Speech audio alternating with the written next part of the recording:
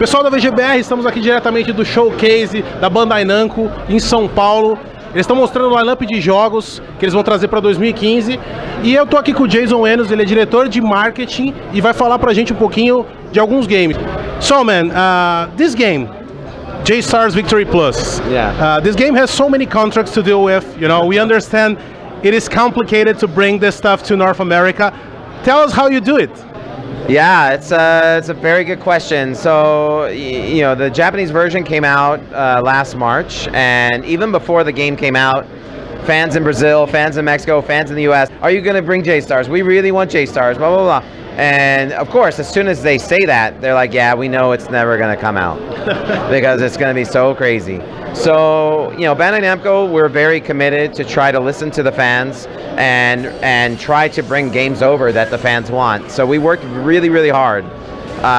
Lots of negotiation, lots of working with the different licensed partners in the game, and there's a lot. We're still working on it, actually, even though we've announced that the game is coming. But we're still working on it, but we know that the fans have been waiting. Well, maybe they have very impatiently maybe waiting, but for the fans that have waited so long, we're actually not just bringing the game over, but we're bringing over like PS4 version, which never came out in Japan.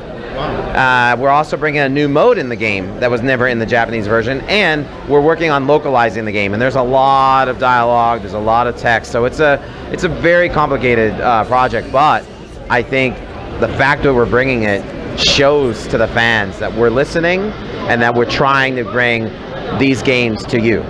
The second question is pretty much like on the contracts. Capcom had some trouble with Tatsunoko versus Capcom because the IPs in the US were all scattered between different companies. Can you talk a little bit more, or is this too much specific? Can you go into any specific detail? So with J-Stars Victory versus Plus, you know, there's so many characters, so many different licenses. What's interesting about the game is that, well, there's a couple things. Some of the characters in the game, they only exist in the manga. They didn't actually have an anime. So from a development standpoint, the development team had only basically 2D reference materials. They don't know how the character talks, what the voice of that character might be, you know, how the character might behave in a 3D world. So those were some interesting production challenges.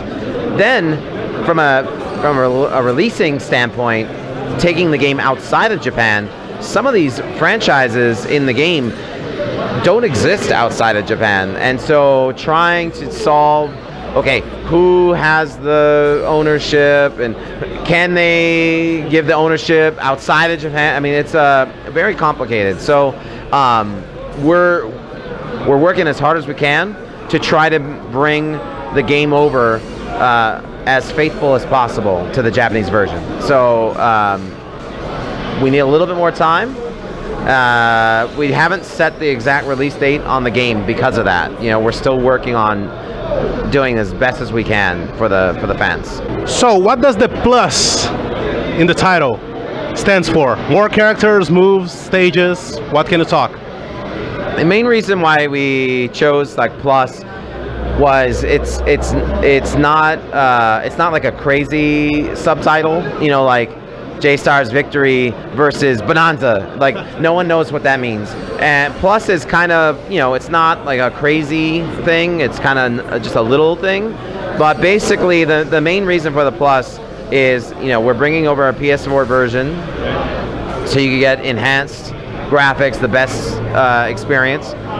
Also, we added the new mode in the game, the arcade mode, that was not in the Japanese version. So that's kind of an added enhancement. And then also, hopefully, fingers crossed, that, you know, we are busy working on localizing the game. And, you know, one of the things for fans who might have bought the Japanese version is that the story mode in the game is a very big mode.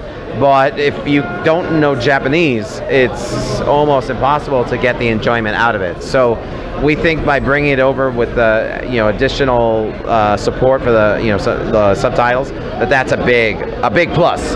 Oh. So that's really the three things for the plus, and we're bringing it, first of all, which is also a big deal. The best plus, huh? Yeah, maybe the best plus.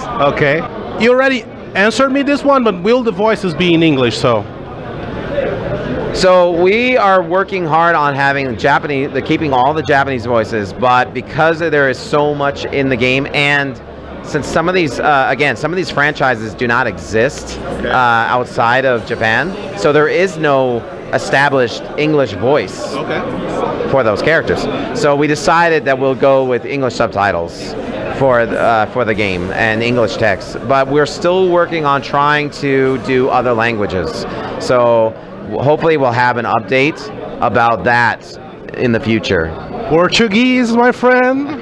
We obviously understand that in Brazil, you know, English is still a challenge. So it is a lot of work though. So we're busy at work right now on trying to figure that out. Okay. One final question: will the PS Vita version be compatible with the PlayStation TV adapter? Yes, actually, someone else asked me that question today, and it's honestly something I need to go and find out. So I don't know right now.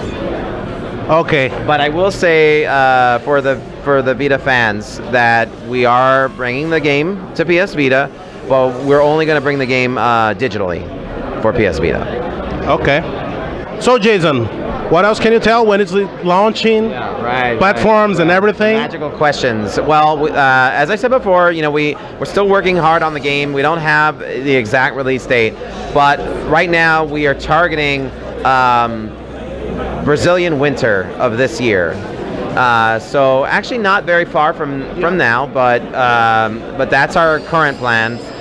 Again, we're doing PlayStation 4, PlayStation 3, and PS Vita. É isso aí, pessoal da VGBR.